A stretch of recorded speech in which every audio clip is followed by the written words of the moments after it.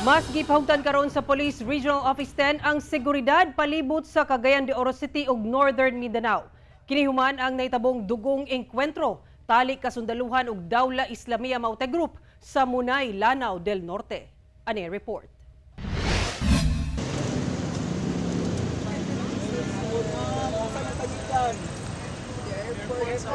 Mga pribadong sakyanan, motorsiklo, pampublikong jeep, ingon man, pampublikong bus. Pipila lamang kini sa mga ginasuta sa mga personahe sa City Mobile Force Company sa Cagayan de Oro City Police Office ug Task Force Oro sa Cagayan de Oro Upol Checkpoint.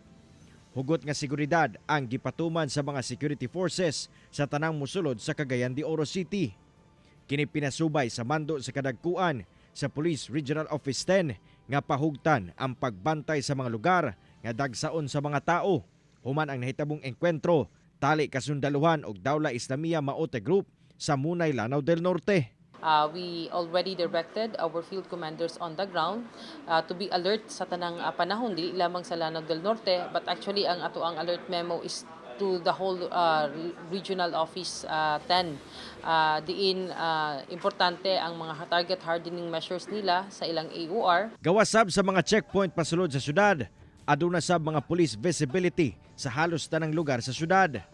Kini ang tinguha sa kapulisan nga walay makasulod nga magsabotahe sa kahapsay ug kalinaw. Buot sab iklaro sa otoridad nga walay aktibong teroristang grupo nga galihok sa Northern Mindanao. Do aduna paghihapoy nagpadayon ang atong mga focus military operations sa maong area. Still no ang Lanao del Norte nagpabilin nga malinawon. Everything is under control. Ang ato ang kasundaluhan, ang ato ang kapulisan is on top of the situation. Padayon ang koordinasyon karon sa kapulisan ngadto sa kasundaluhan aron mamintinar ang kalinaw sa rehiyon ug panawagan sab nila sa katawhan nga magpabiling magbinantayon.